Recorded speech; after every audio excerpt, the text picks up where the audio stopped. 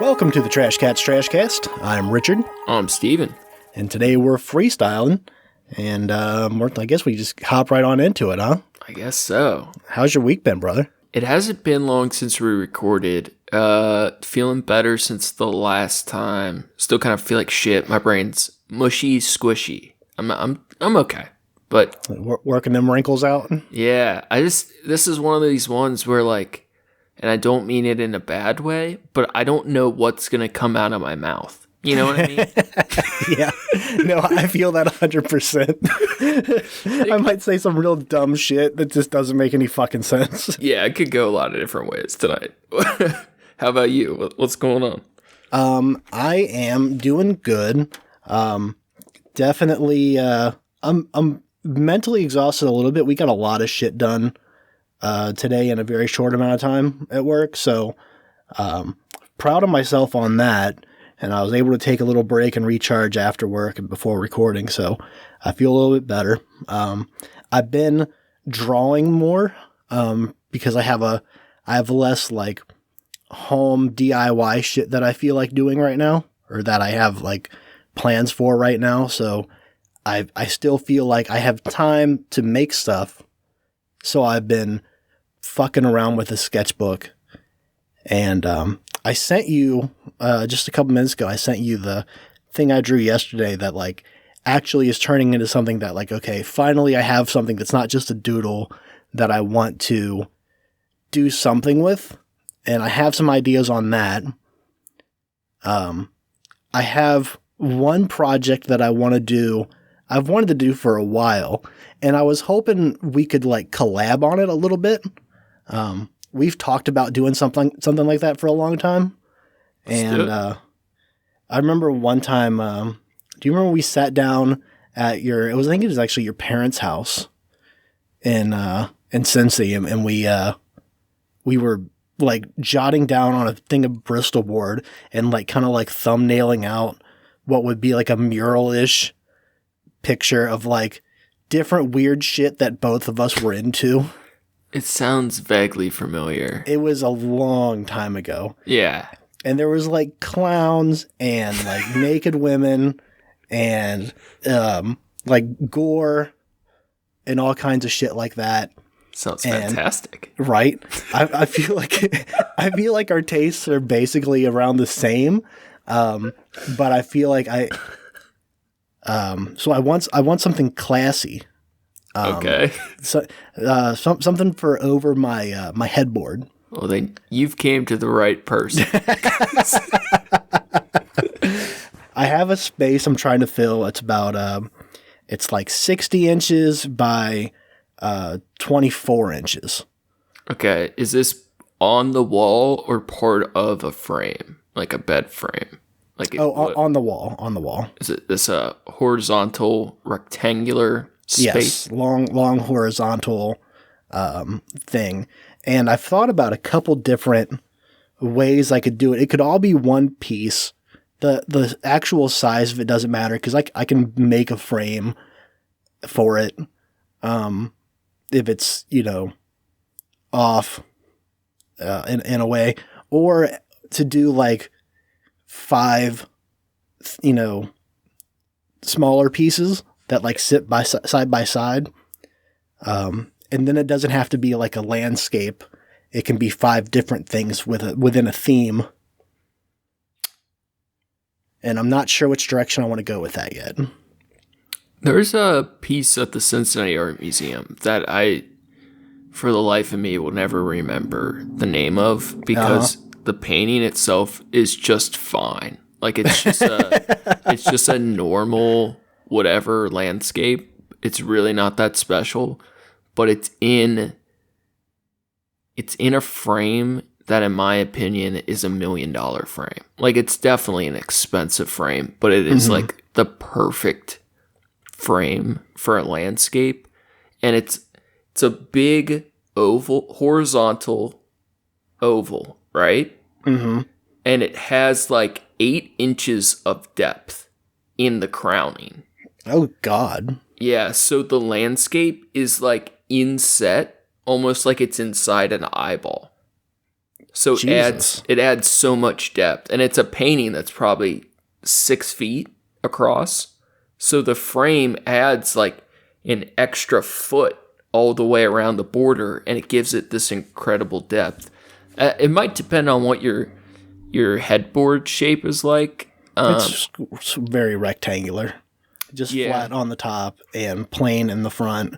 And there's like, it's like a storage kind of thing. So there's like shelves on the side. I feel like triptychs, when you have the three planes that are part of one piece, you know, I love triptychs. Anything over 3, unless it's an intentionally exaggerated thing, it loses it, in my opinion. It's funny you said that, because that was the first thumbnail I kind of came up with, was something along that line. And it felt very landscapey in a way that I didn't want. Of course, it's going to be the orientation of landscape, but I was trying to make it not feel like a landscape, I guess. I don't know how I even mean by that, how to describe that further, because I want more almost like collage-ish elements to it. I think of a landscape as zoomed out, because you have or else if there's no negative space between the foreground and background, it's a flat surface. So landscape's like zoomed out. So you're going for something more scoped in. Yeah, maybe so. Even if it's collagey, there's no front and back the same way. Yeah, that's I was even like trying to like, I don't know. I feel like for that reason, I feel like I'm aiming more at the more and more toward the like 5 individual pieces. The horizontal, and they stack next to beside each other. Yeah, vertical pieces. Yeah, and then they're right like next to each other. Yeah. And then they wouldn't be like connected. They could be arranged in any order or whatever. 5's too many. So the way I see it is, if I have, maybe you're right. Maybe I'm thinking, I wanted an odd number because 4 might work. I think I have like 70. Works. I have like 72. I have 72 inches of space to use. 3. Just 3? 3's always the number. Of 72 or of vertical oriented images? 72's prime, right? Is that by 3, 20, 24, a couple inches in between, whatever? It'd be like 22, 2 inches. But then how tall are these pieces? 24 is like how tall I was trying to make that. Or 20, between 20 and 24 was how tall I was. How much height do you have access to? I have more than that, but like for aesthetic of like other pieces I have hanging up in the room, it makes more sense if it's... Let's just say, for instance, you had 6 feet from the top of your headboard to the ceiling, right? Okay. Now, if you were putting one piece centered in the middle, let's say that piece is one of the old crucifixion paintings, right? Mm-hmm. And, at the top of your baseboard is Jesus, his dead floppy feet. Right. And let's say it's a real big painting. So, like, the crucifix stretches to the ceiling, right? That's, like, really tall. Yeah. So, if you wanted a triptych, you could either do 3 next to each other, like we were saying, and doing, like, the 24... like 2 feet tall. They're all 2 feet tall. Yeah. Or you could do something really interesting where you have like, and maybe they don't have to be perfect rectangular shapes, but you do like one that's either have both of them 24 inches tall, or on the edges, or like a 26 and a 22, and then you make the center like exaggeratedly tall. Okay, I like that actually. Depending on what the piece is, because it would look like you have this like almost like a stained glass window on the top of your bed frame, like spanning towards the ceiling. Now, that's the other thing is like, depending on what it is, that's going to change a lot of shit. It too. changes everything. This is all wild speculation on the markets right now. So, because who's it for? Is it for you? I mean, it's going for on me. your bed. So it's going over my bed. Well, it's something that I'll see every day, and hopefully, other people will see. All right, that's occasionally. But that's the thing, though, because there's no overt sexual nature to this piece, right? Just by it being in the bedroom. Yeah, even if no one ever were, it was a closed bedroom in a construction zone, right? Yeah. But if it was over the bed, everyone knows what you put there matters a lot. Yeah. So, I mean, that changes how. Have you seen? I feel like you have. Seven. Oh boy, it's been a long time, but yeah. Yeah, it's just a fun one. But the neon room where I think it's a cross neon light. It's like the room's just like bland dark colors, and then there's the bright neon light of the cross above his bed or some shit. Yeah. And it's so fucking bold. Like instead of a triptych, if you did one really crazy bold piece, like it's a statement piece. If you do a triptych or something more complicated, it's much more elegant. But if you put both could be in their own right. But if you put a bunch of like crazy gore in a triptych, it affects who wants to be in that room. Right, exactly. So and that's part of like, I don't want it to be like gore and shit. It's more of like, I was even debating on like, because there's this, you have to, you go through it probably every time you make a piece, the fine line between like, this is brutal or this is like edgy, bro. Yeah. I used to like the edgy. I don't give a fuck about it anymore. It's like, this is, like it's less for shock value, more of like an aesthetic that I like. So yeah. The image I just sent you, is the idea in my head was like, and like I said, I don't see this as being part of this at all, but it's like a lich, and it's like, it's growing, or, there's like an oak tree that's holding its corpse up and together. And it's designed really well. Thank you.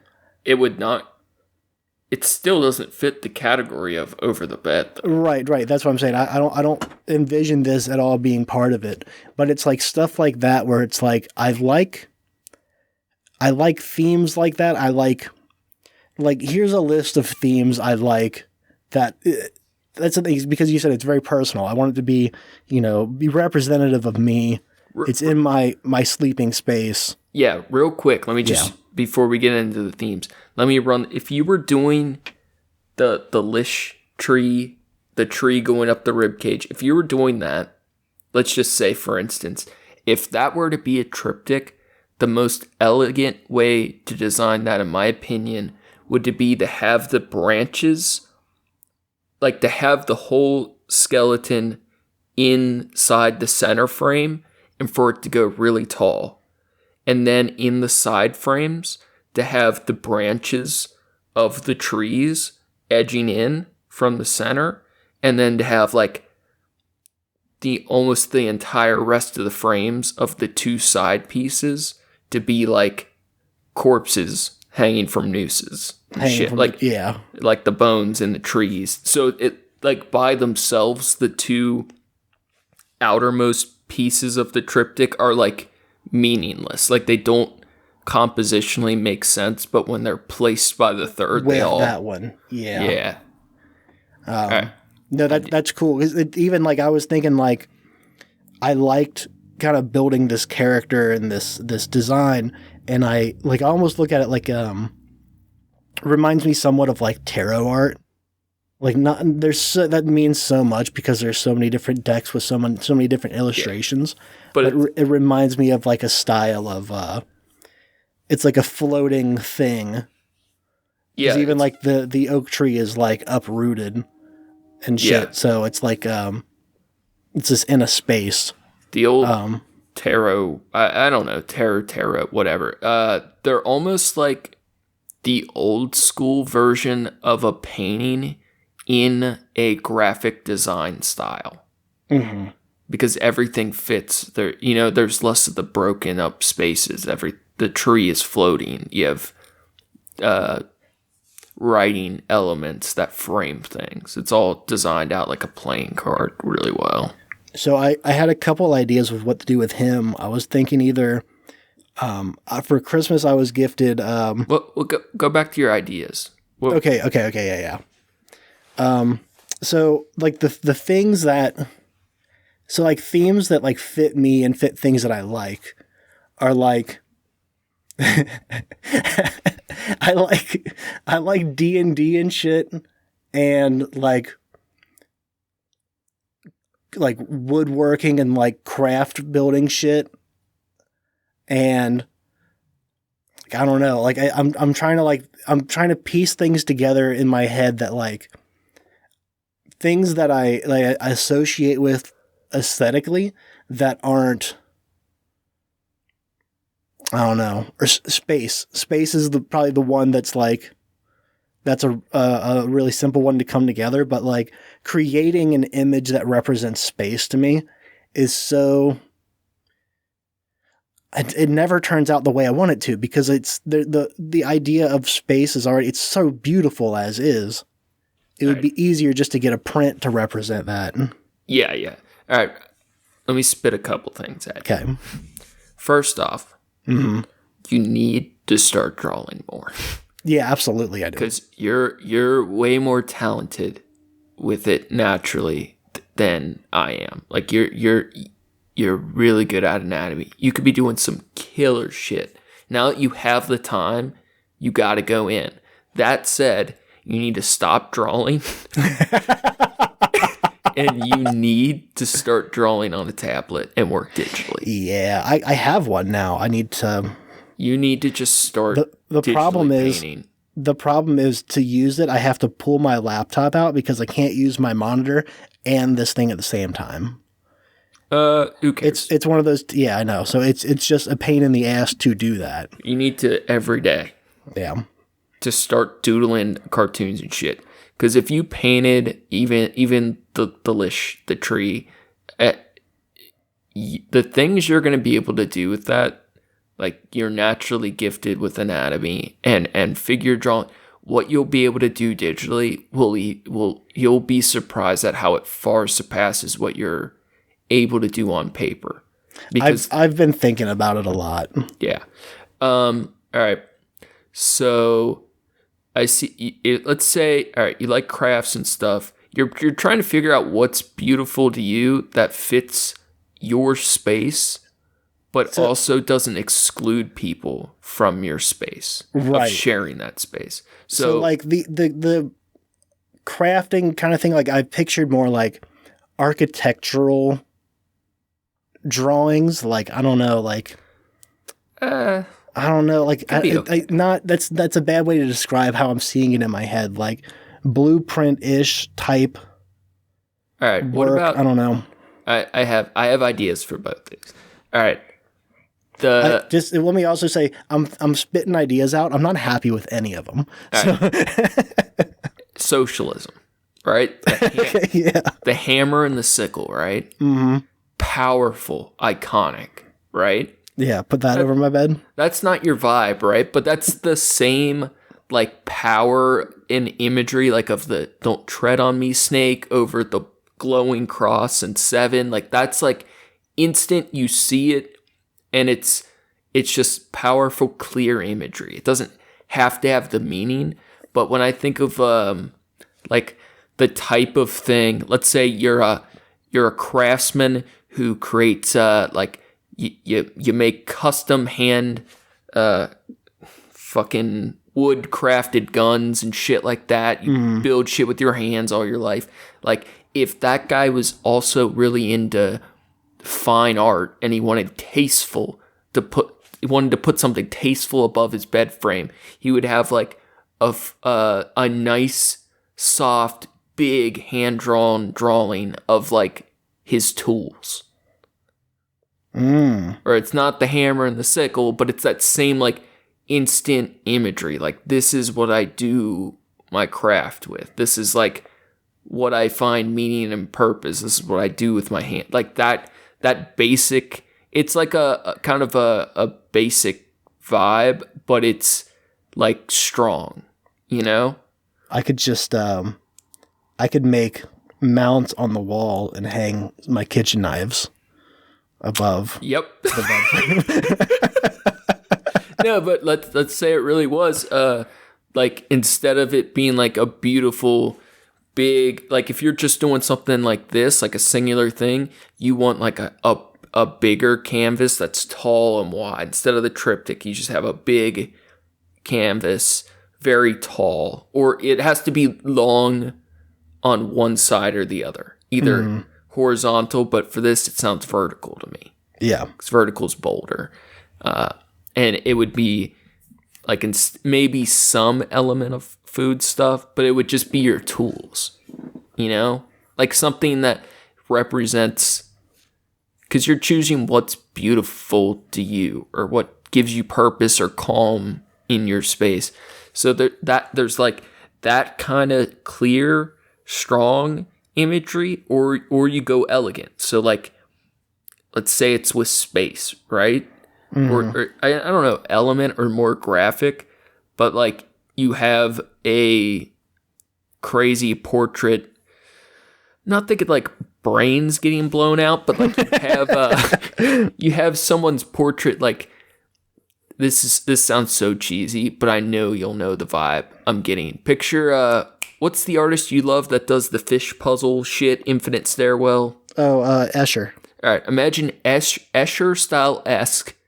It's one of Escher's guys putting like a pencil to his head, pondering an equation, and like his brain is exploding out, but instead of the brain matter, it's the space shit he's thinking about, right? Yeah. That'd be like modern ass shit. That's cheesy as fuck, right? Yeah, you could buy that on Etsy today. Yes, but that would be the type of... I know what you're saying though, yeah. So it's like you either go like the graphic, creative, more elegant-y, like thoughty thing, or you do the powerful, clear, soft, because it can't be sharp or too visceral. You know what I mean? What are your thoughts on it being a 3-dimensional piece? I love 3-dimensional. That's why I think like if you it's had high enough that like you're never gonna hit your head on it. My headboard's high enough to prevent that, anyways. You're not, unless you fucking stand up or you sit on top of the headboard. It wouldn't be an issue. You mount a 10-point buck on that wall like a real man. That's why the first thing I brought up was that massively inlaid frame on a big bold landscape. Like something with that 3D dimension element is like A+. If you do something with depth, it's just way more either work or money. It's one of the two. I'm really, I'm liking more and more the idea of the 3 vertical pieces, the one in the middle being a larger. It's the way to go. It might. I think that is cool, and it's like might need to be thicker too, depending. It might need to be what? Wider. Oh, that's what I was planning. Yeah. That's how I envisioned it. That's what I'm doing with my back tattoo. The idea, I think that also fits my art style more, because a lot of what I do is more like, I don't know, people. I like more portrait style drawing. That's usually what I end up doing. Not like portrait. I mean, like portrait by orientation is what I mean. Sure. So I can fit, I don't know. I guess I just have to play with the idea with that space a little bit. You know what that made me picture right away is I picture this being like, even if it was like maybe not as obvious as like your chef's hat, but like your bag of stuff for work with your cat like My cat's another one that I thought about. standing on your bag. You know, and like something Yeah. where like if it was a big rectangular thing, it's like a ton of negative space, and you have like your tools, and then you have your cat in the corner of it, like standing on your shit, like making you late for work type of vibe. Here's one of the ones that I was thinking about is like the like an old style like French piece of a like a nude model kind of thing where they're like lounged across a chaise lounge or something. That's just going full elegance. But instead of that, it's my cat. Oh, yep. In the same pose. Yep, you should do that. 50-50 on the women that attracts or repels. The thing is the ones it attracts are the good ones. They're the ones you want to keep around anyway. It's basically having a Rorschach test to get into your bedroom. Yeah. Well, not just to get in, but whether they stay. Yeah, they have to pass the litmus test. I was saving that one for later. I wanted to cross other ideas before we got to that. Because I think it would be very funny, but that would also mean that I have to replicate that style, and that it's because I feel like otherwise it wouldn't have the proper aesthetic if it wasn't in that style. Sure. So to do that's very difficult for me. That's I mean, I guess technically I could do it with like watercolor. Maybe. Because I'm not buying a bunch of paint. I know that for goddamn sure. Maybe charcoal. Yeah, charcoal could work. I do have charcoal. Did I show you what Sarah's big gift for Christmas was for me? No. Okay, I opened the wrapping, and I could. It's a fairly nice frame, right? Glass frame, but it's like over 4 feet by 3 feet or whatever. Like a relatively expensive looking frame. And I'm like, oh my god, that's so cool. She got me a frame, like a nice frame to put my art in, right?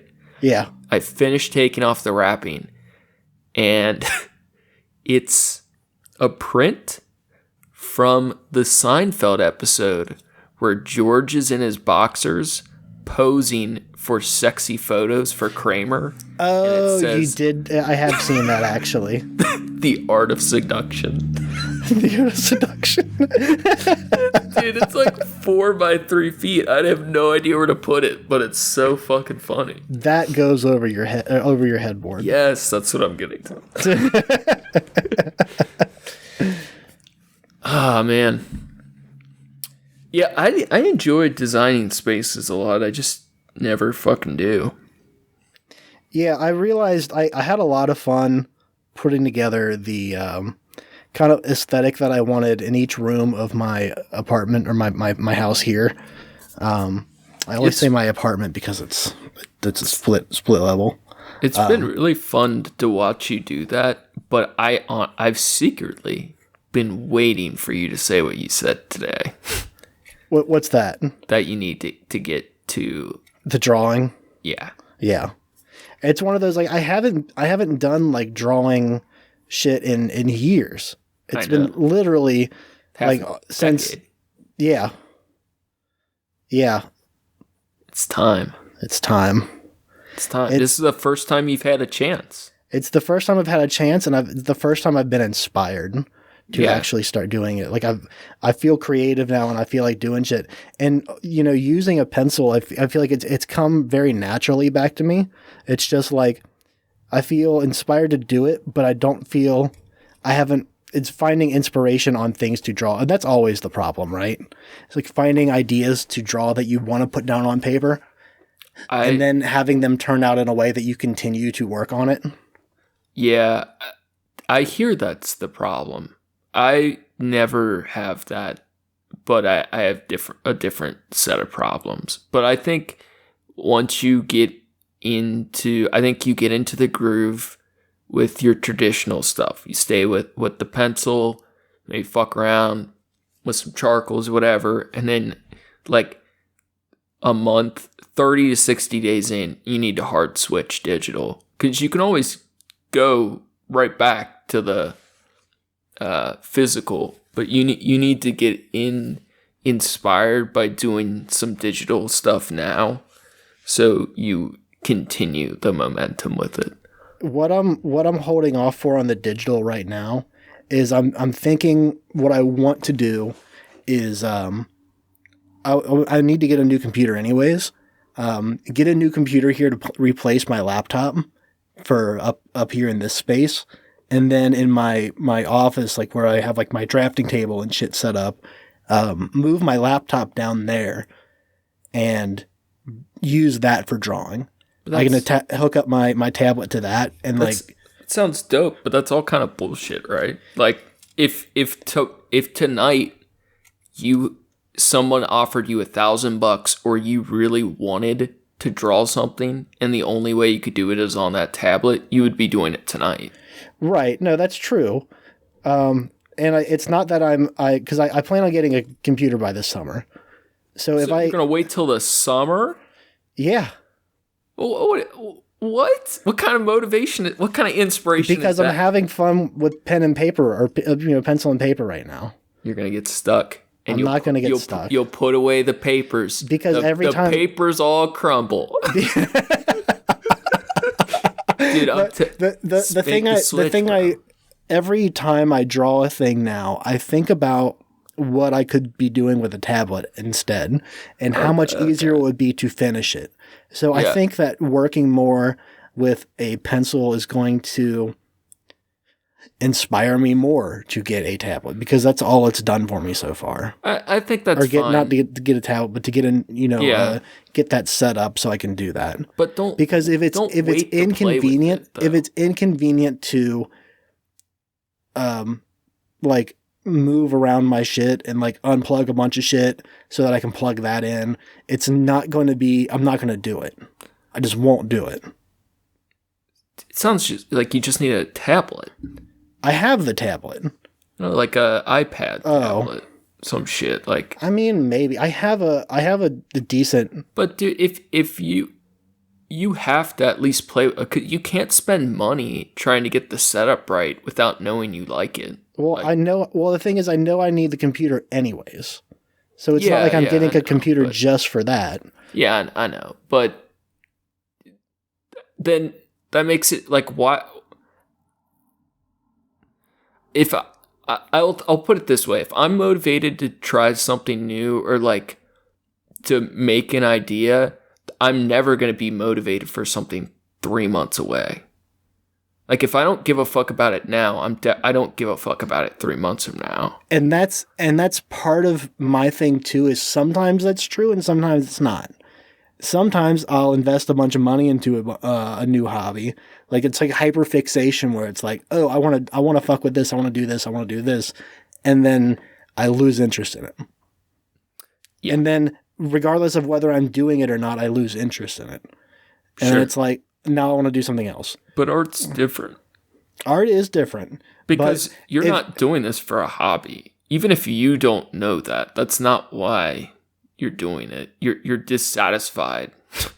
Well, I mean, I feel like I'm doing, regardless of whether I'm not doing it for a hobby, I'm doing it for me, because I'm definitely not selling the shit.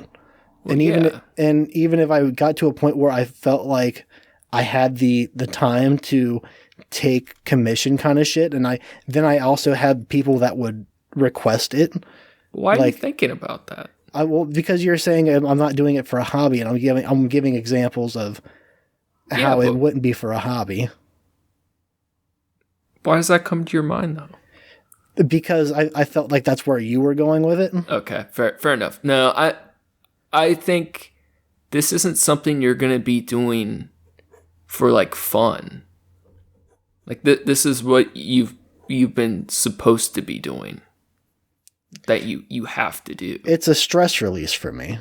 It's a type of therapy. That's the way I see. Yeah, if that's creating the role or need it fulfills for you, that's fine. But I'm not saying that's fine. That's great. That is what it is. But I think whether you feel that way or not, you feeling motivated to fuck with it right now is you feeling that you need to be doing it for some reason. Right.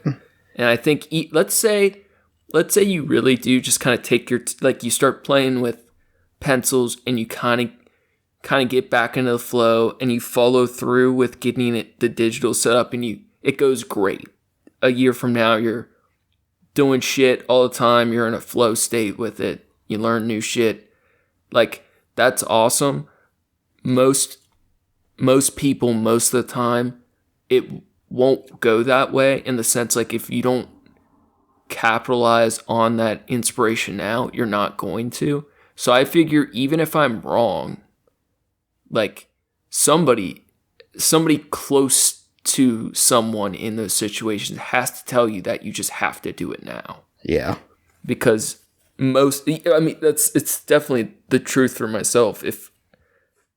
But I can't see anything 3 months from now. There's no fucking way. Now, here's also part of my problem is, come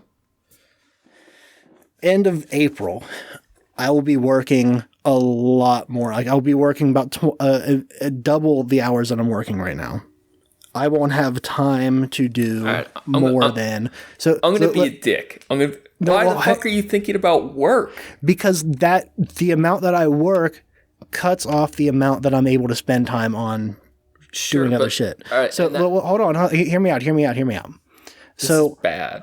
It is not bad. It's bad. Totally fine, and it's normal. So I'm already in my head. I'm preparing for this because I know it's going to happen. It happens all the time. It happens every time I get started on projects and stuff, and then I get into a new place or get into a new role that's busier. I get focused on work. So our work is hyper seasonal. So it's like from May until like mid to late September. But I'm going to be working hella. But if I'm not going to be if you were in the zone, you're inspired, and you care about it, you will find the time. Right. I'm not saying that I'm not going to. What I'm saying is I will have less time to dedicate to it. So less time that I feel motivated to do it. Well, yeah, but I mean, do you push off starting? No, I'm just saying that what my thought process is on this is that get through this summer where I'm not going to have a whole lot of time to do it anyways.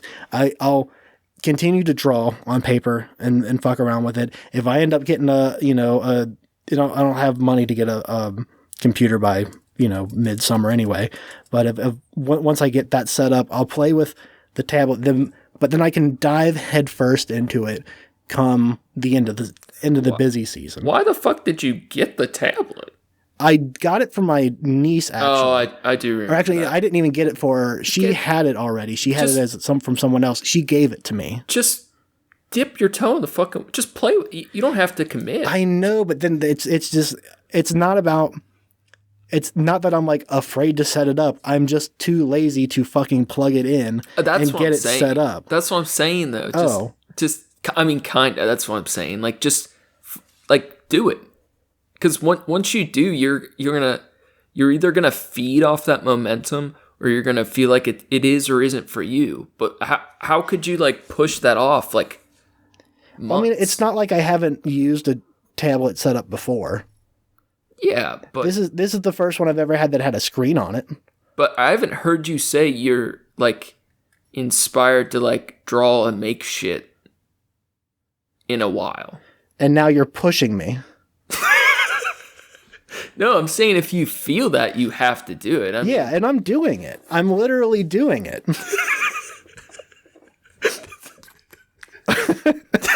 And you're like, yeah, but do it different. Do it more. All I'm saying is I'm having fun the way I'm doing it right now. And the minute it stops becoming as fun, then I have an option. Yeah. Just don't lose your momentum. I'm not going to lose my momentum this time. Fuck work. This is the first job I've ever had where I feel like I have a personal life. I have social time. I can be my own person that's not just the chef at whatever fucking place I'm working at. Yeah. I'm a bit on the opposite end of the spectrum with that right now, and it's very frustrating. We can post this on the Instagram later, but here is the image I've been fucking with right now. That is classy shit. Imagine that over a bed. It's a cat on the couch. That'd be awesome. That would be wonderful. Yeah, dude. The other end of the work spectrum, it's garbage, man. And I don't. Yeah. I'm honestly, the time part has been a problem for me lately, but it's more. I always find the time. The apathy is the thing lately. Yeah. I've caught myself on the way home, on the way to and from work today, just while I'm driving, just focusing on like what I want to do, like with this fucking, lich dude, and like what I can turn it into, and what medium I want to use, and like, is it going to be charcoal? Is it going to be oil pastel? Is it going to be like I could do like a paper cut kind of thing where it's like cut it out of white paper and put it on, paste it on black paper. Yeah. For like high contrast kind of shit. Yeah. You could even get 3D out of that too. Yeah. That the rib cage looked dope that way. Yeah. So it's shit like that's going through my mind right now, where it's like I love the satisfaction of completing something creative, and I've been getting that so much, especially with shit around the house, that I'm in it like hardcore right now. Fuck yeah, dude. So that's awesome. I'm not seeing that as something that's going away again anytime soon. That's fucking dope, dude. That's a really like good, energizing place to be. Wanting to make art. Yeah. Wanting to make art and actually making art. Yeah. That is the struggle. I got to figure out what to do with Homeboy's hands too. The first thing I did with them was had the fingers just really long, and they were like attaching to the earth. And then I was like, oh, but what if the root system was detached and it was like not in earth or not on earth, and it was like he's floating above it? And then it was like, well, maybe then the fingers are like still tying him back to the ground and holding him in. And then I was like, well, what if he's casting a spell because he's a lich? And that's what they do. And he's like, make kind of a movement out of it. But what if his hands are still fucked up in some weird way where like the fingers are too long and it just looks really creepy that way? Like, the goofy shit that's like, what's going to give the best effects of this? Those are good thoughts to have, though. Yeah. Or like, I'm picturing, I was thinking about doing the charcoal, and I feel like it would look really cool in charcoal, but also I want to do like a mostly monochrome kind of thing, but I'm also picturing like a chakra or like a energy kind of like mapping. It like something like coming, like looks like it's like maybe coming from the tree or like coming from the ground, and like that's reanimating him. But I want it to look like an ooze. It's like he's oozing with fucking, mana or whatever. That could be cool. So it's like, how do I make that happen with like, I want like a hyper color, like a neonish color to like make that happen, and it's not going to work with the charcoal medium. Neon. They have colored charcoal, don't they? Maybe not charcoal. It'd be like past like something better than chalk pastel. There's got to be something better pastels, right? I feel like that wouldn't mesh too good with the charcoal though. No. If I were in that position with charcoal, what's the white gouache? The white paint that you use for highlights? I don't even have any fucking idea. What, like gesso? It's a same idea, but it's like a fine art version of it in a tube for like detailing. It's a super opaque. I think it's called gouache. It's a I don't know guac. that one. Gouache. I've been using gel pen. Been fucking around with like a white gel pen on some Yeah, shit. imagine it being that where you can just like paint it over anything. It's like almost like a pure white paint enamel that you do like detail, highlight, whatever with. Okay. And you could probably paint that over charcoal to get like crisp whites and shit. It's the other one. The last time I fucked with charcoal was like elementary school. Mm-hmm. And the smudginess of it, for a lack of a better term, the amount of fucking mess that it makes, and it always looks like so fucking blurry and shit. I never had super good luck with it, but like I said, I haven't fucked with it in nearly 20 years. I think the trick is to get so loose with it. The schizophrenic person we know did the most insane charcoal stuff because it felt like a hazy dream. Mm-hmm. You can really do some wildness with it. Dude, I just cannot fucking wait to get tattooed. I keep going back to that in this conversation.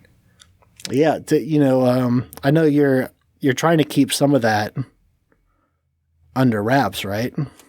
I'm Progress wise, or just it's one of those things where it feels too hard to explain till it's done. Yeah, that's the only reason. But dude, if I was rich,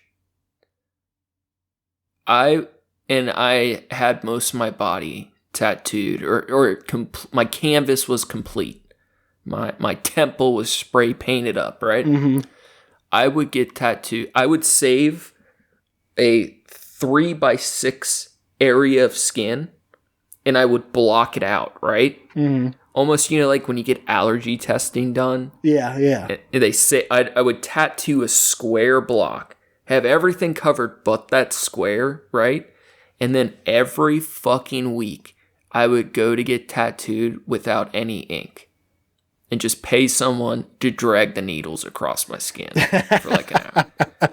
I've actually, I saw someone come to the shop I worked at that did that like regularly, and that was like their therapy type of thing. That's wild. I never thought of that. My last session was so fucking good because it was just putting, like when you do a lino print or shit like that, you have the print line up the markings in the corners to line up the prints and shit. Yeah. It was basically doing the outline real soft, but it was basically just to have it so it could line up with the next stages, right? Okay, yeah. So the tattooing is meant to be like as light as possible. Just barely even there. Like if you never touched it again, it might be there for the rest of your life, but it would just look like a scribble of pencil, like how soft it is. Okay, yeah. So it's like the perfect amount of pain where your body still like protects itself and releases all the endorphins, but the pain is really low. And if like my tolerance for drugs is so fucking high. I mean, it still is. Like I could do like half a gram of heroin and not feel that good. Like the pure like chemical shit, so fucking good, dude. I would do that. I would probably do that every day. Yeah, the nothing, no ink, just getting that like needle. That needle rush. Yeah, like a low, high intensity pain.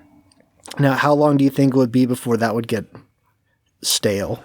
When it's that low of a pain level, I could go a couple hours for sure.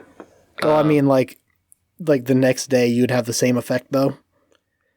I think you could find ways to keep it pretty high. And I definitely, like, with self-mutilation stuff, found ways to get that. It does start to fade, though, like your tolerance for it. But when you ramp it up to higher levels, like no matter how easy of a spot a tattoo is, after an hour or whatever, like it's still pretty much like you start to feel like you're maxing out. You might be able to sit 5 more hours or whatever, but it doesn't ever really get to a point where it's boring or too low of a threshold. Yeah. But maybe if you were every day indulging, maybe you would really become like a Cenobite. Yeah. I don't know. I would love to find out though. Yeah, I never got the self-mutilation thing. Not for lack of trying. And even like trying in air quotes. I did like some razor play with a girl once. Sure. And it was just That's not so different though. It was like I got nothing from it, and it was like now I'm just bleeding. Well, and like I'm gonna get blood on my bed sheets. Something like that. That's meant to heighten the experience of the other experience. You know what I mean? The focus isn't it. It's the like if you could use that as a way to like enhance the sexual experience or whatever, like that's all good. I mean, I get that with like, you know, scratching and biting and choking and slapping and shit, but like I don't know. Like don't fucking cut me with a razor. Like that's fucking I don't know. And like in that same thing, like I can't as depressed and, you know, having other things that I've dealt with, that's never been a thing that I was like, oh, this will help. All right, here's the thing. I get that like other people have different experiences with it. Yeah, for sure. I'm saying for me, I can't relate.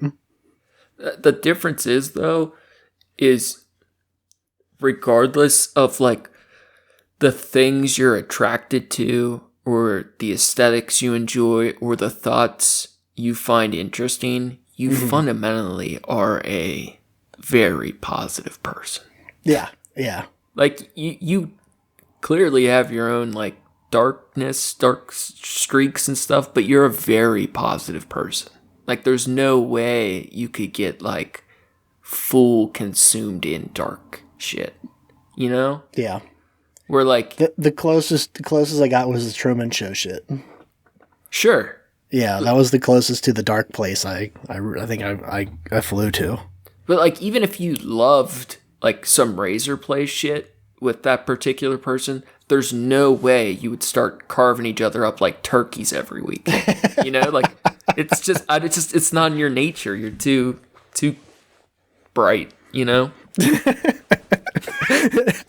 I know what you meant by bright, but it's like you're too smart for that. This is what it sounded like. That's half of it, right? That's half of it. I can think of other ways to get me there. I had a way I was gonna. All right. So don't let this. This is a jump. This isn't any reflection on you. Okay. I was hearing an entertainer I like and a very qualified mental health person speak about mental health issues, and they're, you know, focusing on depression stuff and traumatic experiences and like how you react kind of thing. Yeah. PTSD, all that shit.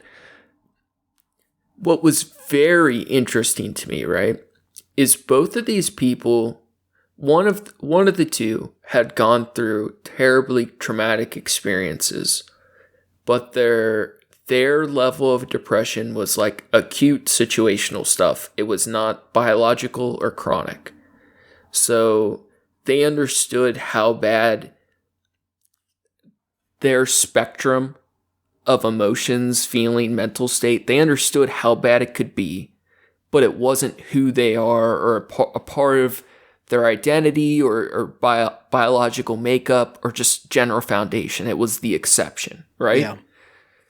And then the other person didn't really go through it that seriously, but it had understood parts of it, but she had also spent her entire career working with people on the extreme ends of that spectrum, right? Yeah. So when you think of those two people compared to most, they have a pretty well-rounded idea of like mental health, what's healthy, what is not, what depression feels like, all those things, right? Yeah. And for 2 hours, they talk about their experience with those things and how intense it is, how it changed, how those experiences changed how they perceive other people experiencing those things. And they did it very eloquently, very aptly, just like really well. And it felt like a really good conversation, right? The conversation ends. They come to some nice conclusions. And the feeling I'm left with is that, you know, they basically spent a bunch of time expressing how much they understood what it felt like to be in that position, and how they were fortunate for it not to be that way for them, but that they had done a lot of the work to figure it out, right? Yeah. And which I have no negative feeling about that, right? Like I know they did do the work, whatever. But what was so outstanding was like, for as well as they could explain how terrible those like different mental states were, I just felt like it never once occurred to them in that particular conversation that so many people are like, that's a permanent state. Right. We're like, yeah, there's parts of us that can identify or empathize with near everything, but being trapped in something entirely indefinitely is such a different experience. Oh yeah, I absolutely recognize how fortunate I am that I don't have to deal with it on a very regular basis. But that's a very. I didn't want this to reflect on you. I wanted no, but what I mean is like I hear 100% what you're saying though. Yeah, it's a very, you know, when people are like, oh yeah, I've been depressed, I know what that's like, and it's like, okay, you felt a form of it. Yeah, it's like, what it's do you got? It's not the same. Yeah, people don't all get the same thing. Yeah. Even like between you and I, at like the strongest, like the heights of our depression, it's very different.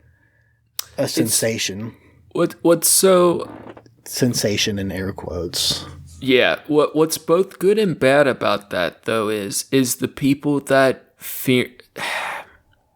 I feel like the people that have that wide spectrum of emotion, but they have felt both the dark and light end of it, can more easily empathize, right? Mm-hmm. And it allows them to fluctuate in that spectrum to fit what is needed of them in that time. Like whatever wavelength life is giving them at that time, they can more easily adjust to it. It's a more versatile experience. And I think if you get if you get pinned, which I feel like more of my experiences has tended to go, it means you can function really well, for myself at least, in that wavelength, but you have so much less versatility out in the other areas of the spectrum. But it does allow you to relate, I think, to people on your part of the spectrum well. It's an expert versus a jack of all trades. Yeah, there's kind of a situation. Not exactly, obviously, but it's a, you know, like you said, you're on home turf in the depression. Sure. Other people can get there and work within it, but you were born in it. You were born in the darkness. The Great Depression was my life. I am the Great Depression. I don't know where I was going with that, but I don't know. I think we're all meant to do. We've been talking a lot about purpose stuff, and I think the things that are calling us are things that have to be done. Mm-hmm. Whether that's God, that's a great way to justify like a lot of psycho behavior. Like the voices are telling me to, but like first, like right now, I feel the need. I feel the need not to care so much about what I'm making, which is always like the like curse I put on myself. Like I have to be making things. It's where I get like any self-worth out of. And right now I'm like I'm definitely not taking a full step back, but I have to like breathe a little bit, and I want to feel a painful release right now. And you're being called to make things. And I think for both good and bad reasons, because you're versatile on that spectrum, I don't think you quite understand the intensity of that calling to do what you want to do. Well, I feel like also the intensity that you feel for it is probably very different than mine. Not that it's any more or less intense, but it's in a different way. Where we've talked about being like the different that kinds gave of. me a weird feeling when you said that. I felt like, oh fuck, I projected a whole lot, didn't I? Yeah. So like we've talked about like the different kinds of artists that we are. Where it's like the have the need, like you need to make things. Like I enjoy making things, and I do get release out of it. But like that translates very differently for me too, where I make food at work, and that satiates that need for me in smaller amounts. But I think I fully agree that is our baseline truth with that. But I'm sensing at least a small amount of us crossing over the streams with that. Crossing streams? Yes. I feel like you're not working the same, and you have more time, and it's allowing you to want to fall back on doing more of it just for yourself. Yeah. And I think I'm having less time, and I've started doing other things where it maybe is feeling like less of the intense need. And I know I'm definitely mourning that to some extent too. I can only imagine that. Like for you to suddenly, like now that I was actually just thinking about that earlier today on my way home, was like, wow, this is what Steven must feel like. This sucks. Where it was like, I'm just all day long was thinking about making art, and it's like you're I'm stuck at work. And what's worse was that like, at least I'm at a place of work where I'm like what else am I going to do here besides work? I'm the opposite. You're at home. It's easier at home than it is going to build a swimming pool for some white trash piece of shit. Well, I mean, an hour and a half really away in the sucks country. Anyways. Oh my God, dude. But I feel like if you were like in an office doing the same work you're doing now, at least for harder. Me, like if I'm at home, I told my boss this the other day. I was like, we had a snow day a couple weeks ago, and on my time card I put that like I worked from 10 to 4 or not even 10 to 4. I think I only put like 10 to 3 or something, because I started at 10, but then that lasted for like an hour and a half, and then I went and did something, and then I got distracted for like an hour, and then I came back, and like I finished for the day at like 8 o'clock, but like I would go back and forth between doing that and other shit all day long. Because I couldn't just sit down and work for 6 hours. It's weird though, because you historically throughout your life, you've worked a lot more hours, a lot longer of days than I ever have, right? I still have no problem like going to college online, working online. If I'm off work or school or whatever, like I'll will work out every day and I'll work 14 hours without like if I'm working on art and I work for like 8 hours that day, I might like get up to pee. Like maybe. Like I would like, I'll get so zoned in, like I'll hear shit and piss my pants before I want to get up. Yeah, like, that's where I do, like when I'm drawing or something, I get that way. Yeah. When I'm doing like work from home, that's the thing. It's like that's the difference for me. It's like if I'm at home, I'm distracted. I get distracted by little shit all over the place.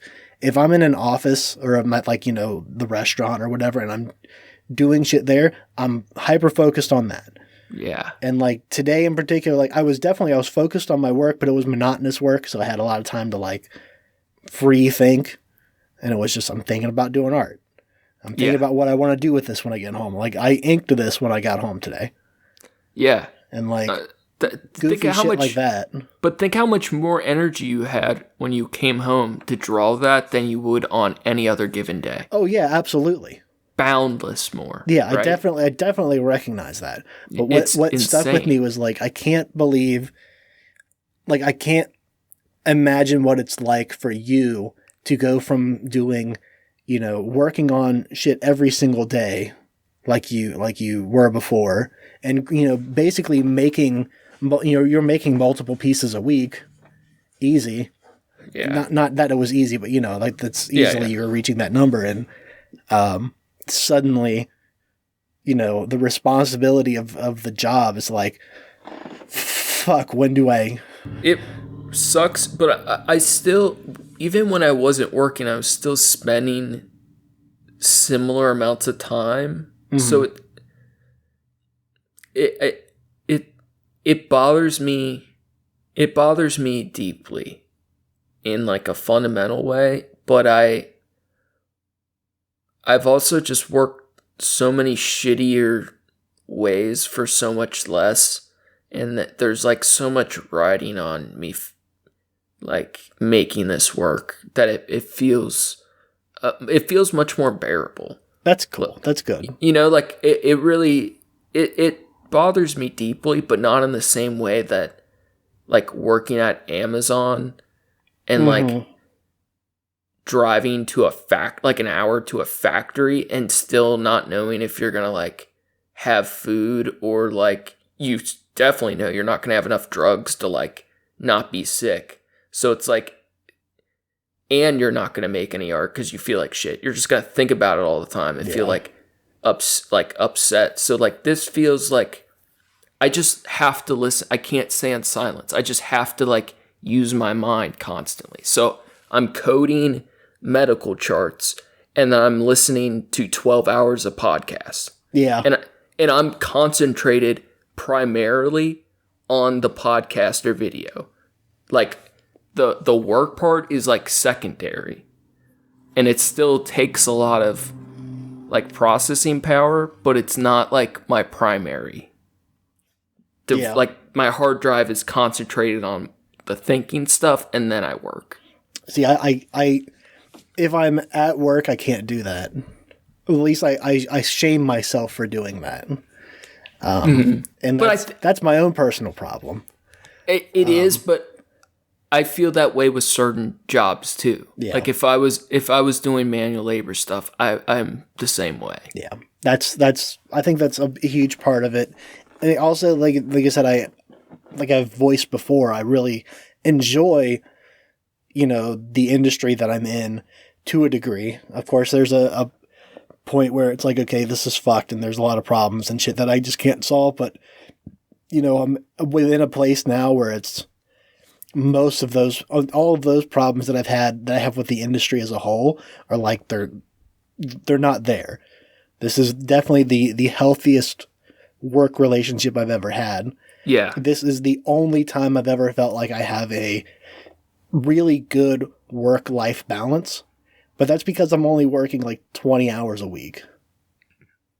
That'll do it. Yeah.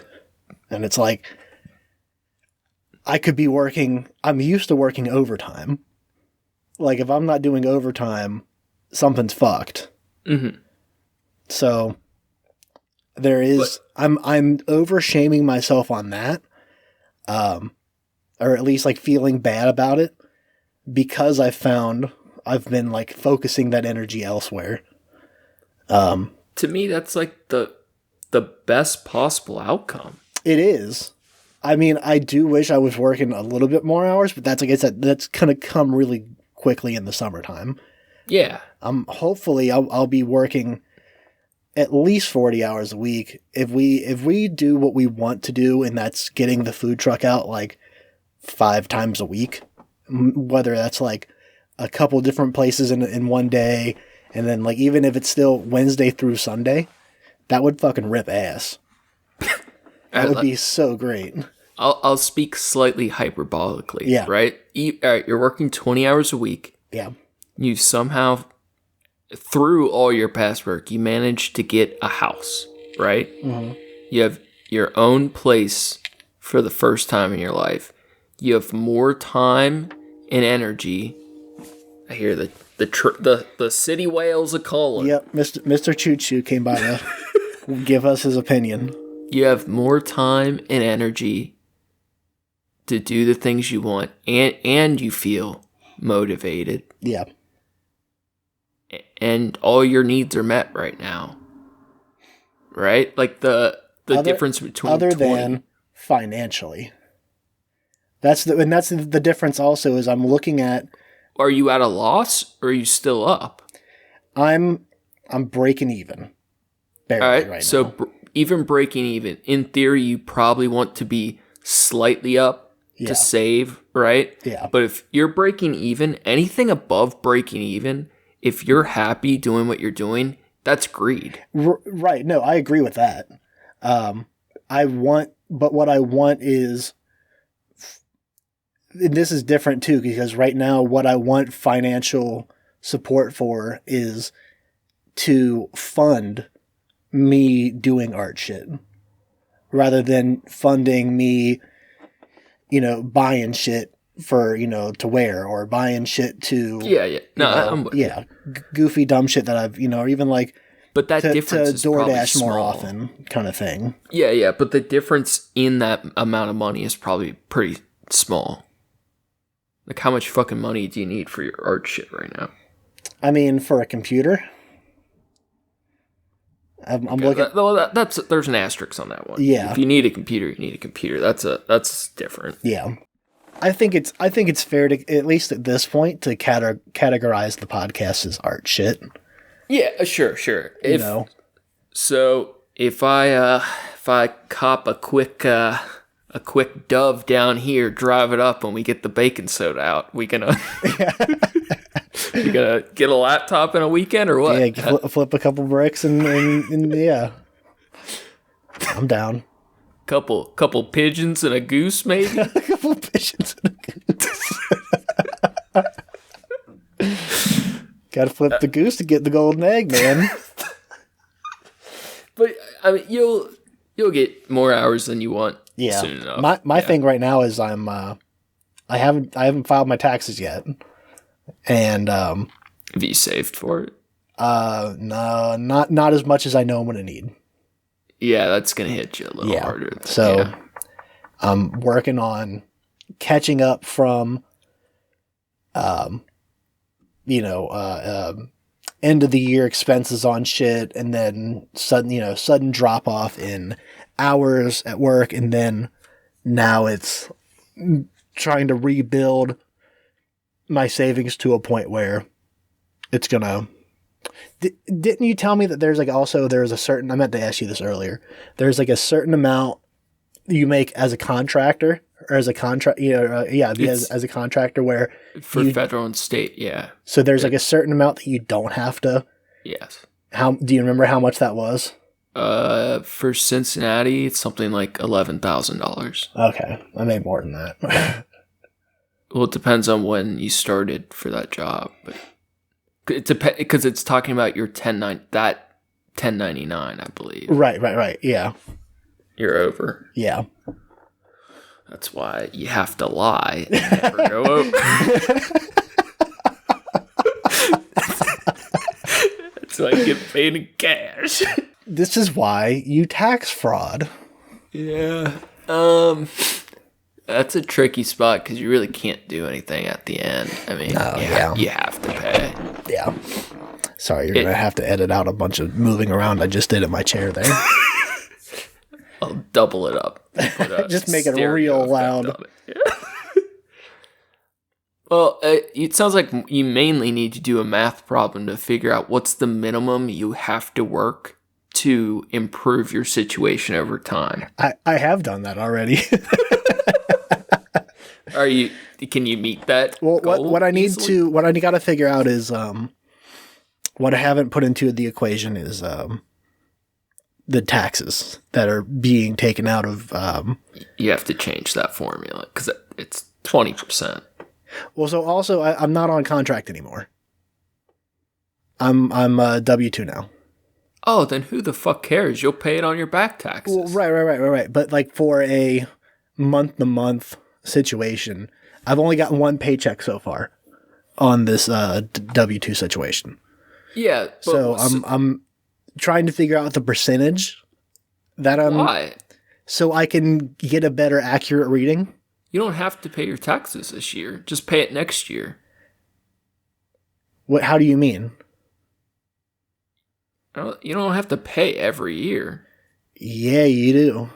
You can do... I may be a big dummy right now, but I'm pretty sure you can file a late file thing where you pay it on next year's with your incoming W-2s. Like, I would still then have to... But I would have to file it and set that up then, right? I think you're supposed to, but a lot of people don't pay taxes for years at a time. Dr. Stevens, CPA. That's like with businesses can wait years to pay tax. I'm pretty sure individuals, I think there's it might even be 3 years before mandatory. I might be wrong. That sounds like tax fraud to me. But I know is what that sounds like. No, I know if you tell a late filing, there's something you can do. If you I would definitely talk to an H&R Block dummy or something. But that's where I usually do. I do mine online through them, but I don't think you have to talk to file. I don't think you have to file with 1099. You might always have to with the W-2, but the 1099, I'm pretty sure you can hold it for your next year's. But it was last year's earnings. So I need to file it with last year's taxes. God, no one listened to me for tax advice. I'm pretty sure there's still a way to do it. All right. I'll talk to a pseudo or an H&R. I might not know. I'll talk to an actual CPA and find out. Just don't pay it; they'll get it eventually. They're actually cracking down. Just write tax shit. I'll falsify an IOU from Jeff Bezos. He said he's got my back. They go after the smallest earners the hardest now for tax violations because it costs them more to go after the obvious, more expensive fraud cases. Even though if they were willing to put that money up front, they would get it in dividends when they proved someone like a Trump committing tax fraud. Did you see Trump's family bank just said they can't trust Trump's financial statements, so they dumped him as a client? Dude, and they've done his dirty work for 10 years, and they said this last year they're not going to they let him go. Wow. And then they also found all these plumbing bills from the White House because Trump kept flushing confidential documents and clogging the White House toilets. Get the fuck out of here. And then the feds had to raid Mar-a-Lago because he stole all these gifts from other foreign countries. And that's Americana history. Like, a president can't keep that shit. He stole 30 boxes. And they had been, the government had been requesting it from him. They kept giving him leeway. And the FBI squad had to raid Mar-a-Lago to take all the gifts he stole. And they found all these plumbing bills of all the time the White House toilet was clogged with documents being flushed. Dude, it's so insane, dude. This is the shit. It's literally, I don't know, the stealing shit. Like literally, he's looting shit on his way out. Yeah, 100%. Because that shit might be worth like $1 million. You know, each letter from wherever the fuck might be $1 million thing 10 years from now. Like that's the shit that's like. The media always seems to try to push that on like, you know, minorities and like people in like low income areas. Sure. But like, then you see motherfuckers like that doing it and it's like, how broke are you, dog? Dude. How broke are you about to be? he actually has a lot still, but he's at risk of losing everything because all the scamming. There's a lot happening right now with the court cases and lying about assets and shit. It's very interesting. It really sucks when people hold you accountable for your actions. Yeah, pretty much, right? That's a real shame. Yeah. Well, let's get back to talking about beating the feds, right? About not paying taxes.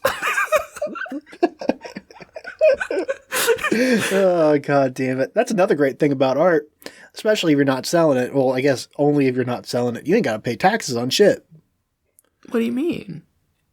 Because you're making art and it's a fun thing to do for you.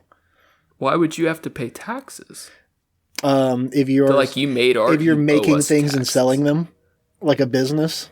Why would you ever make a paper trail of that? Well, that's also true. Unless you're like making a career, which is that's what I meant. But no one makes a career off art. Well, there's like two people. There's like two people. To disagree. There's 2 people. Dude, half those people. Everyone's making NFTs now. Half those people on Etsy are and they're operating paying at a with loss. Bitcoin. So all right, all those artists. Over half the NFT artists aren't real people. It's like a handful of people that fake art. Like they hire one artist from India to make 30 different NFT lines. The scam rate's so fucking high. It's all scam shit. Scam city.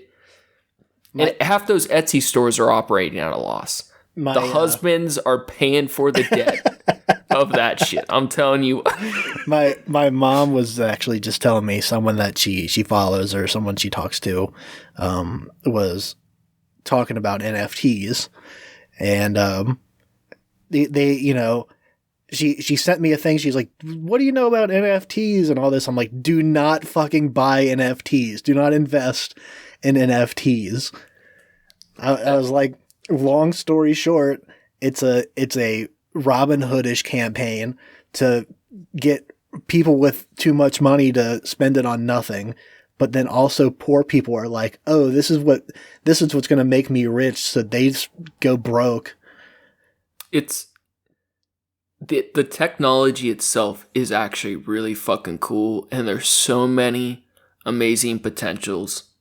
It's just this type of thing draws in the type of people who scam. And it's an unregulated market that the feds are refusing to intervene with the manipulation of markets. It's so cool, but so bad. It's just because a handful of people can throw a market. Like every major sale up to and maybe even including Beeple's, I kind of doubt with his because he was actually just that popping.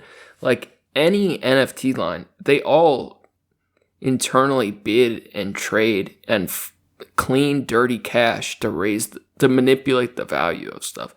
It's really cool though. It's not being used in good ways, but I think it will. The thing is, what I see happening, here's my real... Oh shit, Steven's about to get real. The feds are going to lock this down. What's going to happen is they just charged this chick rapper with some crypto theft and NFT related theft shit, right? And it was for a couple $2 billion. So did she right click? Basically. No, she stole, like actually stole. They washed money from someone who hacked a crypto bank, basically. So she didn't steal it, but they were washing the money in her accounts. And you make all these fake NFT accounts to break up the money and trade it to yourself through the anonymous BitChain wallets. Now, the two big things that are happening right now is that people, because the blockchain is backed up so many places, what happens on the blockchain stays there. You can't undo all these past transactions. You'd have to undo every single transaction to get back to one bad transaction, right? So if I sell something to you, I can't be like, give me my money back. We're going to undo thousands of things that have happened all across the internet to fix a mistaken transaction, right? So that's where a lot of the scamming comes in. The big problem is child porn shit. Because if I embed, if I want child porn to exist forever, I put it on that. If I want to get someone else in trouble, I embed it in a digital file, something they can't see or they don't know's there till after they buy it, then it's there forever, or you can't undo that. So you could trick other people and implicate people in crimes. All this shit has already happened, and it's become a problem. It's a fun world we live in. Yes. And then the other big thing is the feds are letting everyone trade on all these NFTs and market Bitcoin shit without paying the taxes right now, basically. They've got a couple people for certain egregious things, but there's going to be a day that comes where everyone that isn't like uber rich that was trading all this shit, they're going to get called in for those taxes. Right. And they are going to get hit so fucking hard. The Fed could cash out. So they're just letting the tab run right now. People are going to get fucked. And it's going to be really funny. We're going to see a lot of scams all get popped in succession. We're going to see a lot of dumb people owe the Fed a lot of fucking money really quick. So what I think the real future is going to be is the technology will find other ways. I think real art galleries like a Sotheby's or a Christie's, they will be the one that will benefit from their own internal blockchain systems to sell real art. Yeah. And it'll be like real official art is a real NFT. And you get the physical piece with it, but everything, that could be their way of changing art theft, fake paintings and shit. You know what I mean? Is that like towards the end of the CDs era when you buy the CD online? Like there's a couple QR code. Yeah, exactly. You get a digital copy of the CD of like you bought it on Amazon. You get a digital copy like right away, so you can listen to that before the CD got there. Yeah, and it was like, fuck, why do I need the piece of plastic at this point then? Christie's is already doing that. They've been selling certain things as NFTs already. So, but eventually it will become like the open NFT market becomes black market and banned, and these companies either have their own shared or internal like NFT systems for legitimate quote unquote art. Cool. So it'll be the fun. The future of forging art will eventually be, it'll require also forging the digital NFT, basically the digital certificate of the real shit now also. That's how I see it going. Right. It might take some time, or they just come up with their own blockchain systems. But like banks want to use blockchain systems, but the other banks want to use their own system, and they're not gonna. Everybody's gonna want to have their own proprietary chain, basically. Right. So it's hard. But I could see for art, the art world, I could see it unifying in a NFT blockchain thing. Wild shit. It's just it's cool capabilities. Exactly. It's really cool capabilities. It just, when you know that people aren't going to use it that way. Yeah. Or they will use it that way, but so many people will not that it causes the problem for people that do. Well, this is why we can't have nice things. Yeah, but all right. Like, I hate how it's all scammy and shitty and like the art doesn't matter at all, right? Right. But the thing is like, I don't have any reason to feel bad about some fucking loser getting their money taken for buying a JPEG. Like, right? Yeah. I get that. That part's fine to me. If someone wants to spend thousands and thousands of dollars on a JPEG, that's like, great for them. Yeah, fuck those people.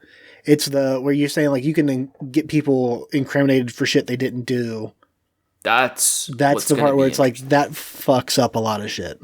Yeah, and there's all these. You can embed like a smart contract that says like, you give someone, you put something in their wallet, their crypto shit, and they open it, and the smart contract triggers an event that they didn't agree to, but by opening, like, there's all these weird things that there's some really sketchy possibilities that are very interesting. Yeah, fucking, don't buy NFTs. No, buy shit from the artist directly. Like, if you actually are interested in the art, right?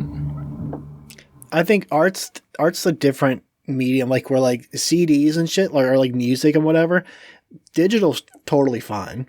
I get why people get, like, vinyl and stuff, that's fine. If you want to, go down that route, that's totally cool. But, like, having music as a digital medium, that works totally fine. Having art, it's like, it's visual art is best represented as a physical medium. I don't inherently agree. I agree that there are definitely instances where like digital artwork is fine, but like even when you have that, like, what, you're just gonna have a monitor all the fucking time to run that? The problem, in my opinion, is just that it is a market. Like, I just think, like, if my favorite artist sells digital downloads, the equivalent of an NFT of their art, and I want it for my screensaver, my background, like, that's dope as fuck. If that was called an NFT, that's awesome. But the thing is, like, the whole market attached to it with fluctuating evaluations of what something is worth is what is garbage, in my opinion. Yeah, I can see that. But I feel like even with, like, if I could pay, an artist I like for a, high res image that I could use as a, I couldn't use it for business purposes or whatever, for anything commercial, anything I make money on, but like they'll give me the high res image so that I can use it for, like you said, even like a screensaver or a background or, like I would still want to like print that shit. It's for me to hang up in my home. Well, it depends on what you bought it for. I mean, I kind of feel that way, but I don't print shit either. Like, it'd be like if I pay to have an image of something, even if it's a digital image, I feel like I'm not using it for business. It's something that I want. And if maybe I want it, on my, desktop background for a while, and it's like, it's really cool there, but I want a different image now on my desktop background, and that's really easy to change. But I still like this image a lot, and I still want to look at it. So I print it out and I hang it up somewhere. I mean, if you own the file, that's your prerogative. Right. Yeah. But what I'm saying is, like, even with buying a digital copy of an image, I would still rather, it's like, especially if I spend money on it, I want a physical version of it. Yeah. Because I don't disagree. I just, no, I get it. I heard somebody recently, Tesla, Elon Musk had like a terrible financial week. They had like multiple satellites come down. It was like a third of last year's Teslas got recalled. I heard about that. Yeah, and it'll hurt him bad, but it'll be fine. It's still a young company, really. Yeah, but all these fucking everyone was like on Elon's dick for so long, and then everyone hated him so much, and now there's like this weird like divide around him. And what I don't quite get is all the people that are like, I don't give a fuck about Elon at all. I don't one way or another. I hope in the monkey test with the chip. Yeah. that got put on halt or some shit because a bunch of the monkeys died. Cool and fun. Yeah, that's a real bummer. So like stock value went down, whatever. But like people are like so happy he's like fucking up. I don't get that. Like, have you seen that? Like YouTube? Yeah, I've Twitter definitely shit? seen that. I feel like They're like, what a fucking idiot. Like, well, look how much he's losing. Like, huh? And it's like,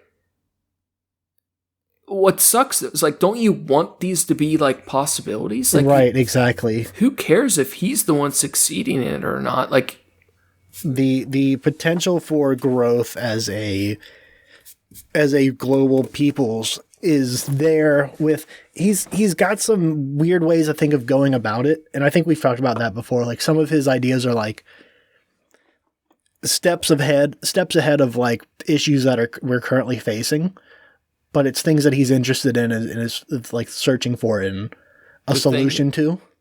The thing is one of his recent talks, interviews on camera in his factory, and he's always kind of like been unethical to certain people, and then he speaks the opposite of it. But one of his most recent interviews really gave the impression that he is completely full of shit. And just like politically, he will say whatever to give across the interpretation of something that he likely doesn't believe.